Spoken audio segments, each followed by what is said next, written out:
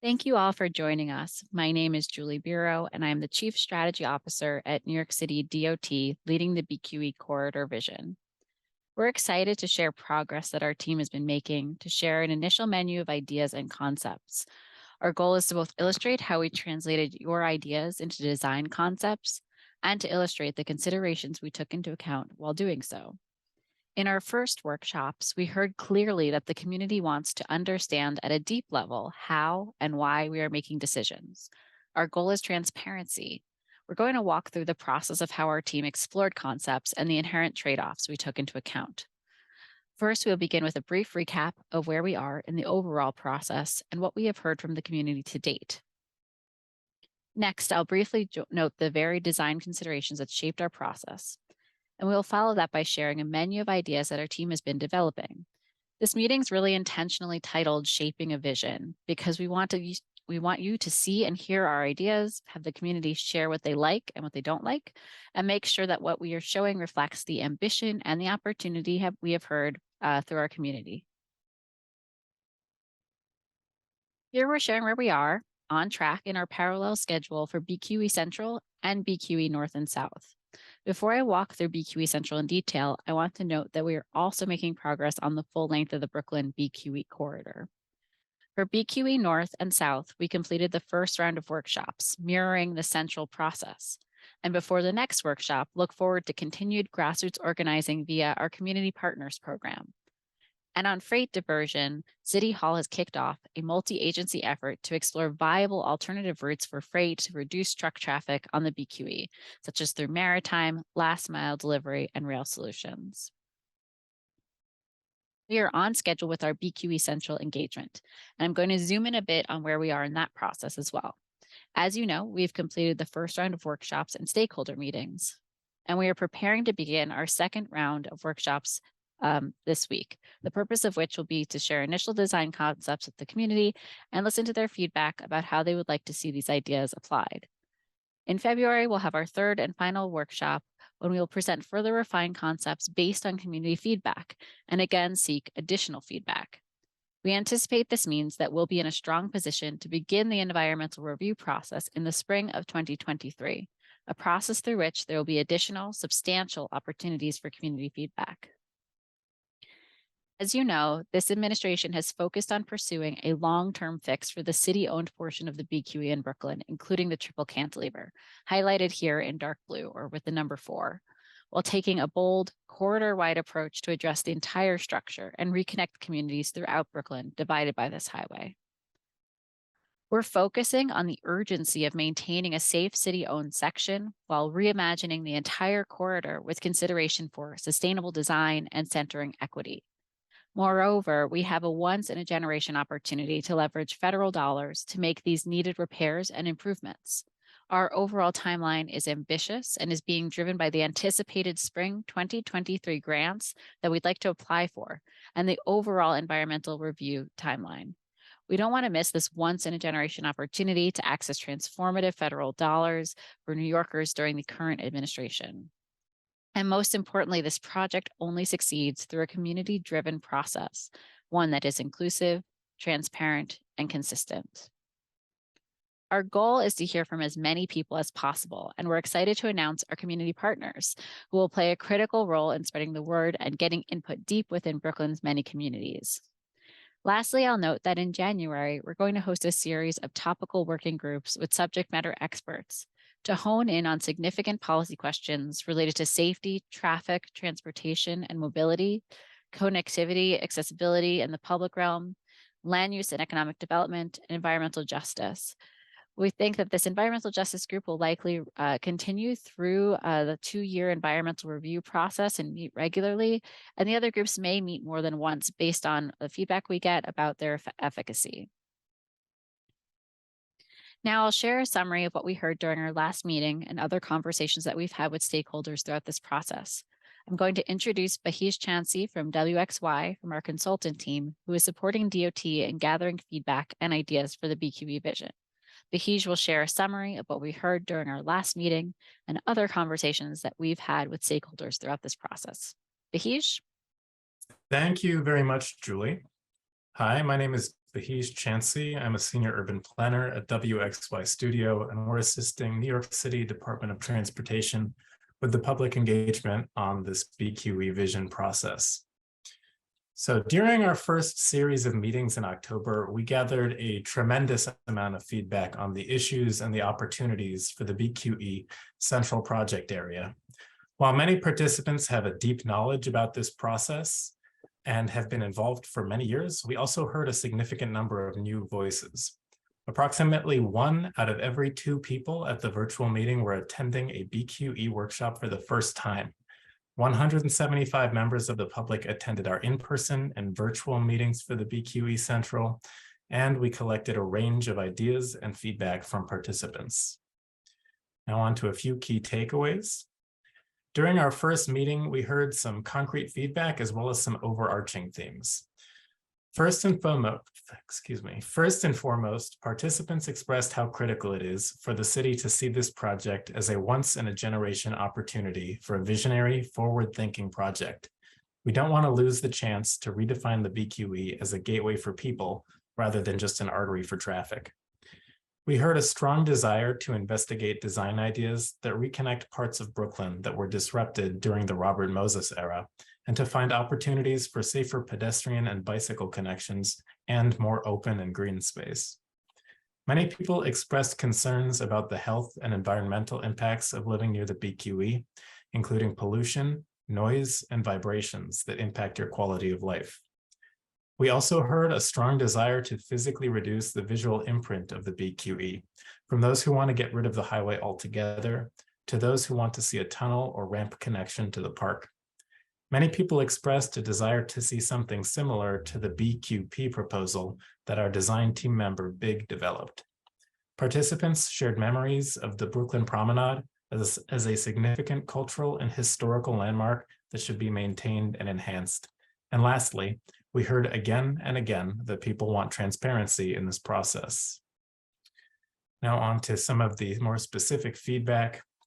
In addition to these general themes, we also heard a lot of specific feedback. We won't have time to review all of what we heard today, but I encourage you to review the full synthesis on DOT's project website and to look at the boards where we've summarized some of the outputs of our first round of engagement and feedback. We used this feedback extensively in developing design ideas and want to make sure that we honored as much of what we heard as possible. Overall, specific feedback included short-term ideas for enhancements to parks, streets, and open spaces, specific long-term design concepts, and questions about traffic and freight, like what types of vehicles and uses the BQE should prioritize in its future. The feedback that we heard from the community through our in-person and virtual engagements formed the basis for our conceptual design work. To whatever extent possible, our design team explored these community ideas for the highway's future. At this workshop, we're sharing the results of our design explorations. The concepts presented run the gamut of cost and construction impacts, range from more conservative to more transformative, and vary in their levels of engineering viability. With these conceptual studies, we're returning to the community today to get your feedback on the ideas explored to date, your priorities, and how you'd like to see these concepts developed as we advance. In the spirit of transparency, we're taking you with us as we make these decisions. We don't yet have clear-cut costs or timelines because we're working with you all in the community to develop a refined concept as we go. I'll now turn it over to my colleague, David Vega-Barakowitz from WXY's design team, who will walk you through the design considerations and criteria we used for the project and share the design concepts that we asked for your feedback on today. Thank you, Bahish. I'd like to briefly introduce everyone here to the design concepts and ideas that our team has explored to date, along with the varied design considerations that guided our work, how these relate to your feedback, and what opportunities, trade-offs, and limitations we discovered during that investigation. At a basic level, the design team was guided by a range of considerations that helped shape our approach. For each of these considerations, we determined whether something was blue, worth further exploring, or could be resolved in design; orange, needed further study and analysis; or red, should be avoided if possible. Very few of these considerations were considered absolute limitations, and it's worth noting that all of the items in red were explored and studied for feasibility in detail during this process. While we won't go through every one of these considerations in detail, I do want to highlight a few critical points during this initial presentation. Throughout the engagement process, a resounding theme that we heard was that people wanted the highway to be covered in some way and really liked the ideas that were put forth by the BQ Park and BHA plans. Several plans advocated for more open space over a tunnel in the final condition, with new connections to Brooklyn Bridge Park and the promenade. The design team evaluated the feasibility of each of these proposals and other tunnel configurations and worked to translate these ideas into a menu of design concepts. During the design process, we looked at a variety of different tunnel options, from shorter landscape bridges of 300 feet and under to tunnels of up to 800 feet. Tunnels are typically defined by three categories. Category 1, under 300 feet, requires no ventilation. This is similar to a recent project to create a landscape bridge and pedestrian bridge over a highway in St. Louis near the St. Louis Arch. Category 2, under 800 feet, requires further analysis for fire, life, and safety considerations. In some cases, tunnels of this length require ventilation and fans, but that is determined based on a site-specific analysis. An example of this type of project that's recently completed is the tunnel at Presidio Park in San Francisco. Category 3, over 800 feet, requires ventilation structures. Boston's Big Dig is a good example of a project with a tunnel greater than 800 feet. As tunnels get longer, their life, safety, and pollution mitigation requirements become more complex to manage. We are definitely confident that tunnels of 300 feet and under could be achieved without ventilation, while tunnels between 300 feet and 800 feet will require further analysis. This means we could explore one or more short tunnels over the highway, which is the basis of our design studies. Tunnels greater than 800 feet were explored and studied by the engineering team, but are not recommended based on their overall complexity, fire, life, and safety requirements, and are limited by engineering constraints at Geralman Street and Columbia Heights. A tunnel of this length also requires considerations for ventilation and would have environmental implications for residents close to the tunnel openings and vent shafts. During the design process and in reviewing prior community concepts for the BQE, one of the consistent themes that arose was the extent to which we are implicating MTA facilities. Moving MTA structures, such as existing substations and fan plants, or rebuilding subway tubes, is not being pursued. Some concepts that we explored came within an unacceptable clearance of or intersected existing subway tubes. Others would result in a need to relocate MTA infrastructure. We met with the MTA and they do not have plans to replace these facilities and have other priority capital needs at this time. It's also clear that moving MTA infrastructure would negatively impact the overall timeline and budget of the project, including negative impacts to subway service. Moreover, we are confident that we can work creatively in and around MTA infrastructure during the design and construction process. Our priority is to keep the width of this structure as narrow as possible while prioritizing safety. Today, the triple cantilever section of the BQE is 33 feet wide, with narrow pinch points at the Brooklyn Bridge and Manhattan Bridge. In the triple cantilever section, the current highway is substandard and had no shoulders before it was converted to 2 lanes. Our goal today is to share how we can approach the overall design of the structure in combination with open space and connectivity opportunities along the corridor. All of the concepts that we are showing have 2 full lanes of traffic and 1 lane that could be used as a shoulder, high capacity transit lane, or HOV lane. While we expect that the analysis typically required by the Federal Highway Administration and the New York State Department of Transportation may result in 3 lanes of traffic, we want to better understand the trade-offs you see in this decision so that we can advocate for the right balance in design. The concepts we are presenting are flexible and provide a flavor of what is possible. We also need to consider how limiting the roadway at this location could have upstream and downstream negative impacts on other communities for which we have empirical data. In addition to these considerations, our team took a variety of other criteria into account. While we won't go in depth on each of these here, please do not hesitate to ask our team in detail about each of these. In our design analysis, there were several key items that we sought to avoid. In addition to MTA infrastructure, we are not planning to acquire any private property in this project beyond portions of structures that are built into the BQE itself. While we remained open to concepts that would disturb DEP infrastructure, we tried to limit these impacts to a minimum, given that DEP has no plans to move the sewer and has urgent priorities in other areas of the city. Beyond these considerations, our team kept an open door to most other physical infrastructure along this stretch of the BQE, including working with Brooklyn Bridge Park on potential new direct connections from the promenade to the park, including connecting directly onto the berm structures at the back of the park, potential direct connections from the BQE to the Manhattan Bridge to reduce traffic on local streets in Dumbo and downtown Brooklyn, upgrades and enhancements to plazas, streets, and public spaces around the BQE, including enhanced gateways at Atlantic Avenue and Old Fulton Street near the Brooklyn Bridge, and the full or partial replacement of the BQE retaining wall. All of these considerations helped shape how we thought about the risks and trade-offs in the design process. That said, none of these considerations was deemed absolute.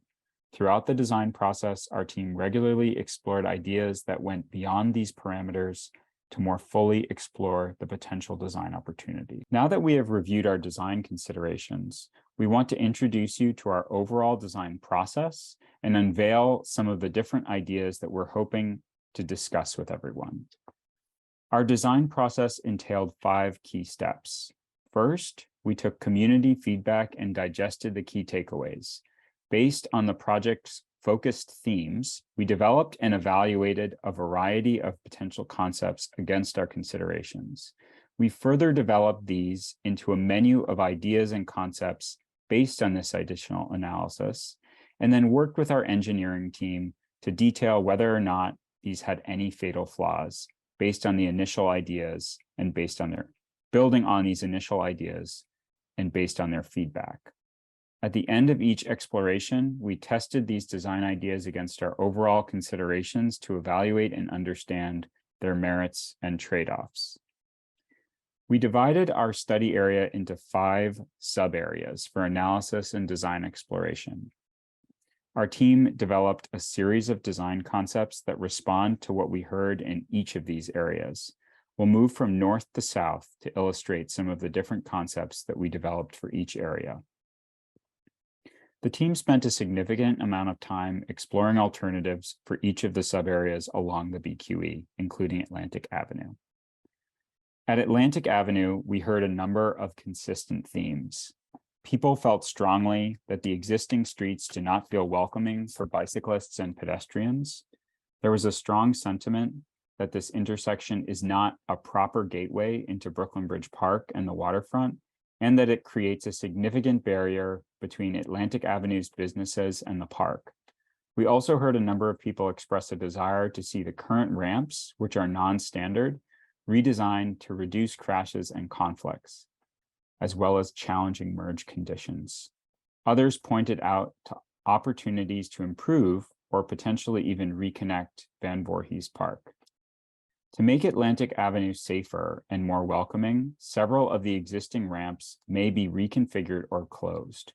We're still studying how this could be done in combination with critical pedestrian safety upgrades, but it would likely mean realigning the 2 existing ramps that are bisecting Van Voorhees Park.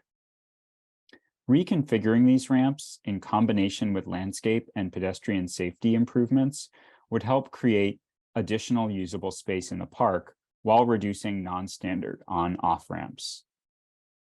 These enhancements could be combined with safer crosswalks, wider sidewalks, and additional tree planting.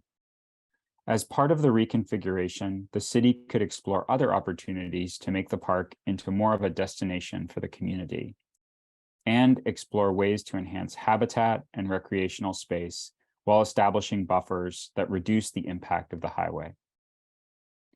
Many studies have been done in the past on the triple cantilever. So in this section, we were building off of a tremendous body of work by the city, the state, and community advocates. In evaluating options for the triple cantilever, we wanted to ensure that no stone was left unturned. During the first round of meetings, we heard intense interest and ideas in exploring a range of options, from tunnels like BQ Park to street-level configurations to stacked structures. For each concept, we needed to make sure that it could work effectively at multiple pinch points. Because the BQE is in a stacked or bi-level condition at Columbia Heights and Geralman Street, those two pinch points are critical to understand in the design process. We tested each potential roadway configuration against each pinch point to understand what did and didn't work. For each option, we explored a configuration that would fully replace the existing retaining wall, and an option that would only partially replace the retaining wall, keeping a section more similar to the existing roadway. Full replacement of the existing retaining wall structure could help minimize the footprint of the BQE, mitigate issues of noise and vibration, and lengthen the lifespan of the structure. A partial replacement would not free up any footprint and would not mitigate noise and vibration to the same extent, but construction would likely have less of a community impact. Based on our assessment, the team carried 8 potential configurations forward and then refined these into 3 overall concepts. While there are a number of variations on these concepts that we explored, for simplicity, we have boiled them down to 3. Below-grade cut-and-cover configurations were deemed infeasible due to conflicts with MTA subway tubes and supporting infrastructure, as well as conflicts with private property and existing DEP infrastructure. Using these potential options as a basis, our team explored the structural and open space possibilities of each configuration, and then tested a menu of design strategies for how to limit the visual impact of the roadway while facilitating diverse open space connections and experiences. We developed a menu of ideas for each configuration. These are intended as illustrative diagrams and are not fully engineered concepts, but nonetheless, they are helpful in suggesting what opportunities and design strategies we can consider along the corridor. Don't worry, we'll zoom into each of these so you don't have to squint. Based on these design explorations, we want to share 3 concepts with you tonight. To simplify naming conventions for you, we've given each a nickname: the terraces, the lookout, and the stoop. Each potential roadway configuration offers a range of potential opportunities for design and open space. Please keep that in mind as you assess these. If you like an idea that is featured in one concept but not in another, there may still be some opportunity to mix and match these options. As was mentioned previously, during our first meeting, many people expressed a desire to see potential open space configurations that could limit the visual imprint of the highway or create a tunnel, similar to what was suggested by the BQP. The options we developed all took this design intent as a starting point, and the menu of ideas you'll see all strive to create new landscape and open space connections between the promenade and the park. The first option that our team explored is called the terraces. In this option, we would partially replace the existing retaining walls of the structure and then use the areas above the roadway to create a cascading open space connecting the promenade and Brooklyn Bridge Park. Within this option, we explored 2 possible configurations. One that would keep the roadway at roughly its current elevation, and a second that would depress the central portion of the roadway, removing it further from the promenade and bringing it down to Furman Street, an idea that we borrowed from the BQP. In the first version of this option, the highway would remain in a similar configuration to what is there today, while in the second option, the central portion would transition to street level at Furman Street, as it does in the BQP proposal.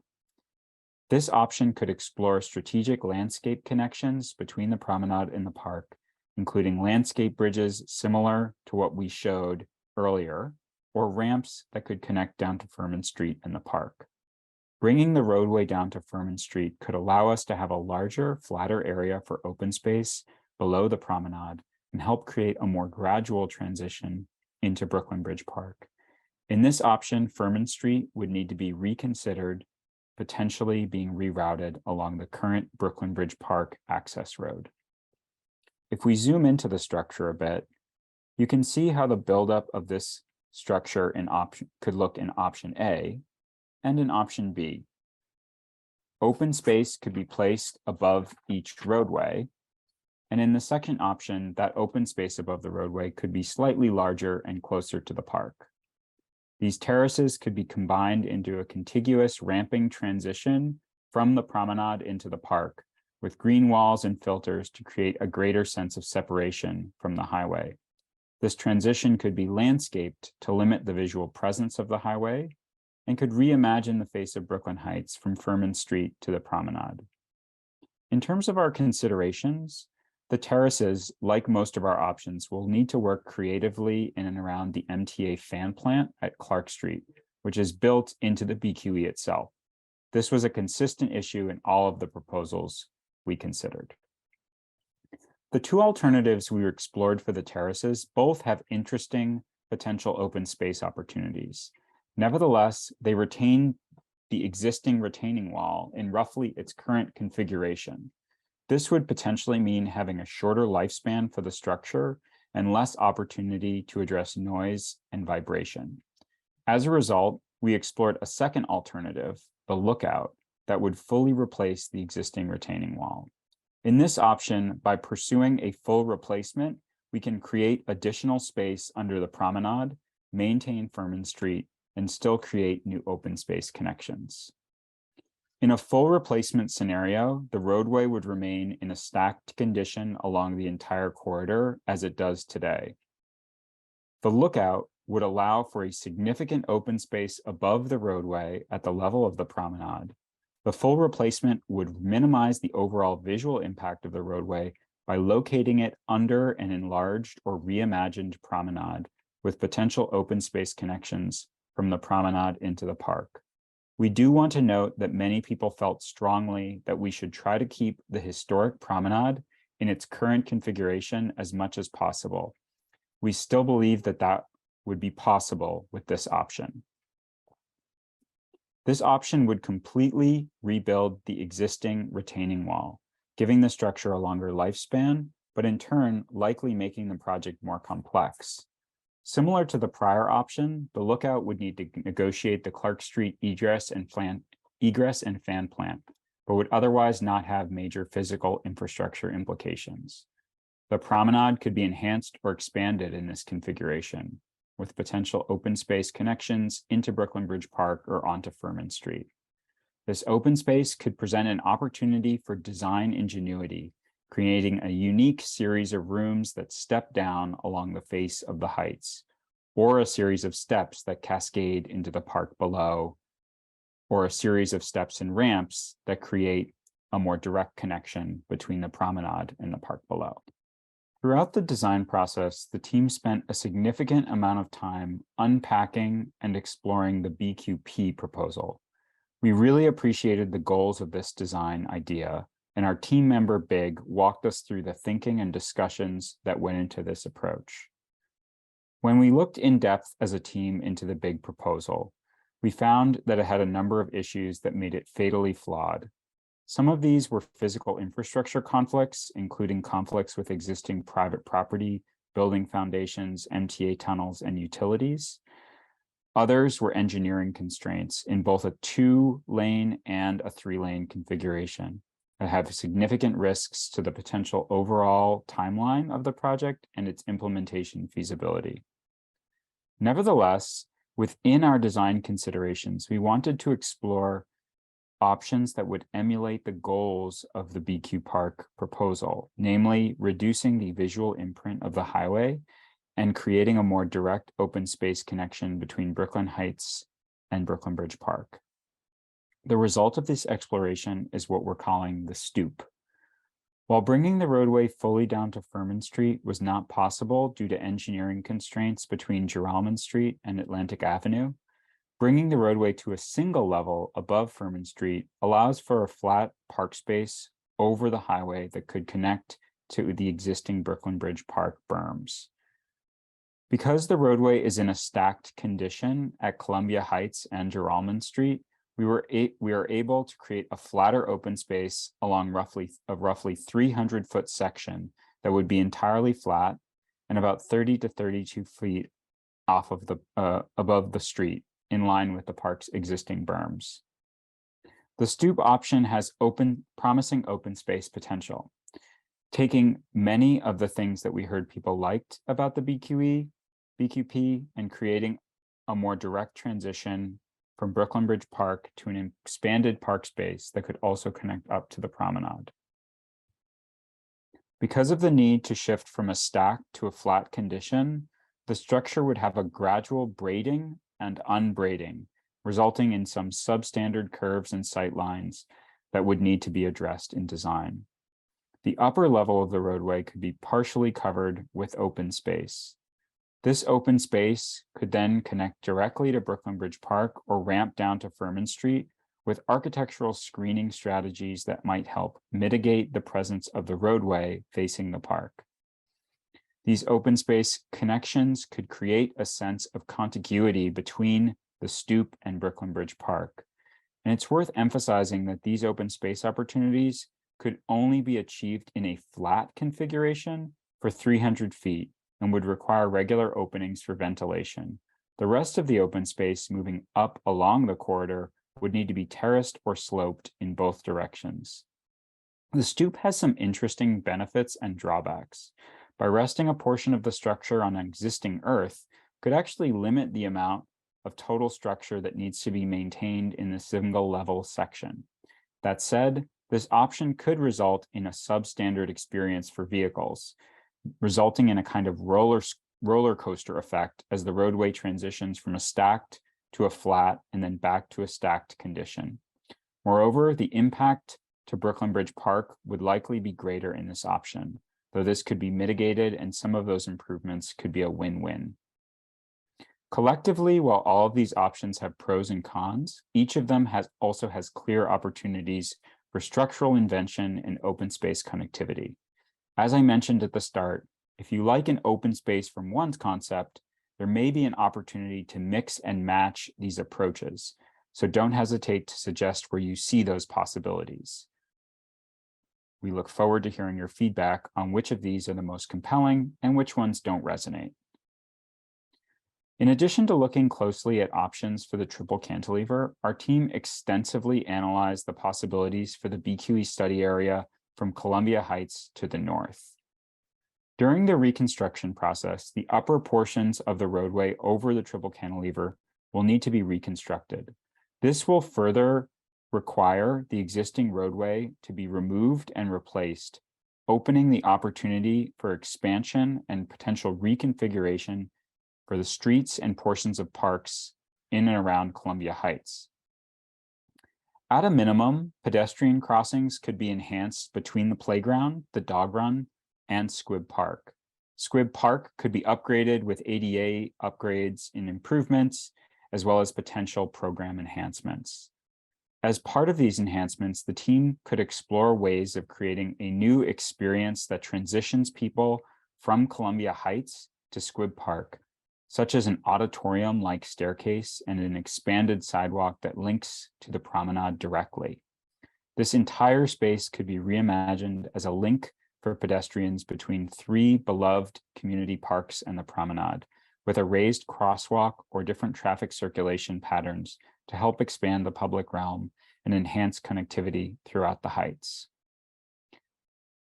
Today, in the area in the vicinity of the Brooklyn Bridge and Anchorage Plaza, there are significant challenges, including underutilized public spaces, unsafe crossings caused by busy highway on-off ramps, and a dearth of pedestrian space in one of Brooklyn's most important gateways. The team heard these issues and saw an opportunity to redesign this space as a gateway that stitches together Brooklyn Bridge Park, Brooklyn Heights, Dumbo, and Old Fulton Street. As part of this reconfiguration, the York Street off-ramp could, with federal approval, potentially be closed, and pedestrian and bike safety enhancements could improve the experience of walking along Old Fulton Street. Changes to the current Old Fulton Bridge could link both sides of Anchorage Plaza underneath the BQE. These changes could be combined with open space activations in and around the Brooklyn Bridge to support the development of new public spaces and enhanced wayfinding. At a minimum, reconfiguring these areas would enhance existing park spaces with new markets, connections, and public plazas in the vicinity of the Brooklyn Bridge. Enhanced park spaces around the BQE could be reimagined as important links between surrounding neighborhoods with new lighting, signage, and programs, as well as several connections underneath the existing BQE structure that are currently severed by the structure. Surrounding streets like Old Fulton Street, Prospect Street, and Washington Street could be enhanced as pedestrian connectors between the neighborhood and the waterfront. Across all of these concepts, Old Fulton Street would benefit from safety upgrades and a road diet, with a larger scale pedestrian plaza at the foot of Brooklyn Bridge Park, where traffic could be more limited. While the closure of other off-ramps was considered, existing volumes of traffic from the Brooklyn Bridge to the BQE make this a challenge. Beyond Anchorage Plaza and Brooklyn Bridge Park, there are a variety of other opportunities to consider creating more porosity and pedestrian access on both sides of the BQE.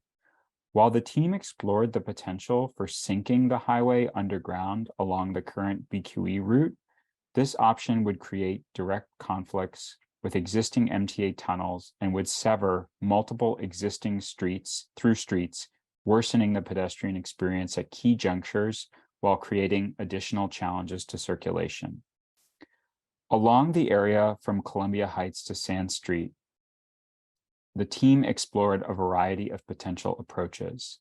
Current bridge openings could be widened.